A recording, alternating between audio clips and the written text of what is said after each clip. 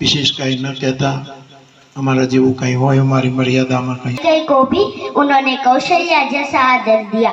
वनवास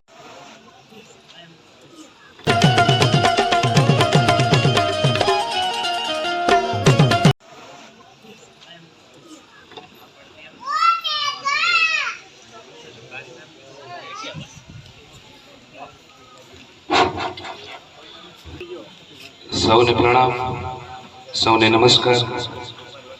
વડવા દાદા અમારે કે જે મને ચિમનભાઈ સાથે ખૂબ સારો રોબો છે અને એમણે કહ્યું ત્યારબાદ વસંતરાય દયાશંકર જોશી, ધર્મેશભાઈ પંડિત અને બકુલભાઈ વિનંતી કરીશ કે એવો ફૂલહારથી બાપુનો સન્માન ઉપક્રમ પૂર્ણ કરશે અને શાંતિલાલ પ્રાગજી જોશી એટલે કે શાંતિદાદા છે એ ભાઈને પણ વિનંતી છે કે ઉપસ્થિત થઈને સન્માન ઉપક્રમ પૂર્ણ કરશે એવી મારી વિનંતી છે।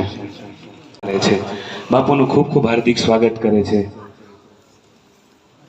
આજથી 402 વર્ષ પહેલા ડુંગર પાસેના ઝીંઝકા ગામથી જેને ભગત ભગત કહી અને મેણું મારેલું અને ત્યાંથી અમારી અમુક પેઢી અંતર્ગત અને તેમણે અવિરત અહીંયા તપ કર્યું, હરિનામ જપ કર્યું અને જ્યારે એમના ભત્રીજા કેશવજી દાદાના લગ્ન આવ્યા અને એ જ્યારે અહીંયા એમને આમંત્રણ દેવા આવ્યા ત્યારે અમે એટલા એનાથી ખૂબ તૃપ્ત છીએ અને આજ અમે સદભાગ્યશાળી છીએ કે આજ પૂજ્ય બાપુનું આગમન થયું છે। ત્યારે વિશેષ કોઈ વાત ન કરતા બાપુનું સ્વાગત કરવું એ અમારી ફરજ છે। તો હું નમસ્તે, નમો નમઃ। સૌથી પહેલા વડવા દાદાને મારા વંદન, અંબે માને મારા વંદન। પૂજ્ય બાપુ કોને કહેવાય, રામ કોણ છે, રામ શું કામ પૂજાય છે તે કહેવા માંગુ છું। राम इसलिए नहीं पूजे जाते कि उन्होंने कौशल्या की कोख से जन्म लिया है। राम इसलिए पूजे जाते हैं कि वनवास देने वाली कैकेयी को भी उन्होंने कौशल्या जैसा आदर दिया। वनवास देने वाली कैकेयी को भी उन्होंने कौशल्या जैसा आदर दिया। राम इसलिए नहीं पूजे जाते कि जानकी जैसी देवी के साथ विवाह रचाया, सम्राट उनका पिता है। राम इसलिए पूजे जाते हैं कि जिसे पुत्र की तरह अपने हाथों से मुखावनी देते हैं वो एक बूढ़े पक्षी जटायु की तथा है।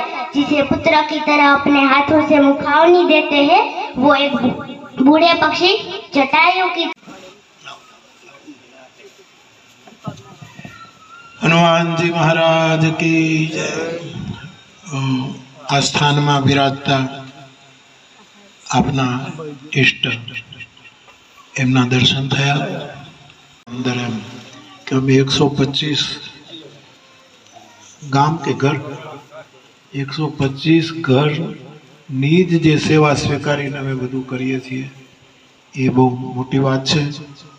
विशेष कहीं न कहता, हमारा जेवुं कहीं होय हमारी मर्यादा में कहीं। आप सबने जय श्री राम।